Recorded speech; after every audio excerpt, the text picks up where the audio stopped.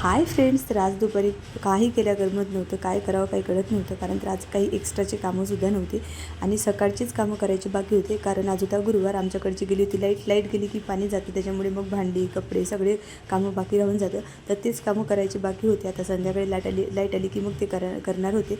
मुलं इकडे झोपलेले होते, शांतता होती घरामध्ये, त्याच्यामुळे अजूनच करमत नव्हतं. लाईट नसल्यामुळे टी व्ही बंद होती, त्याच्यामुळे टी व्ही पण बघता येत नव्हतं.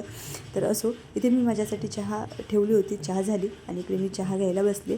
तर मुलं एकीकडे झोपले होते. मस्त गरमीमध्ये मुलं झोपले होते. गरम होत होतं वातावरण, कारण तर गरमच होतं, पाऊस नव्हता त्याच्यामुळे.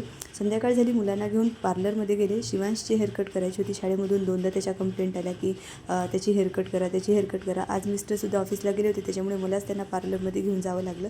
शिवांश इकडे हेअरकट करायसाठी बसला होता. मग अद्विकचं चालू होतं, माझी हेअरकट कधी करणार, मग मी माझा नंबर कधी लागणार, तो वाट बघत होता. दोघांची हेअरकट करून घरी घेऊन आले, अंघोळी करून दिल्या. भेटू पुढच्या ब्लॉगमध्ये. बाय.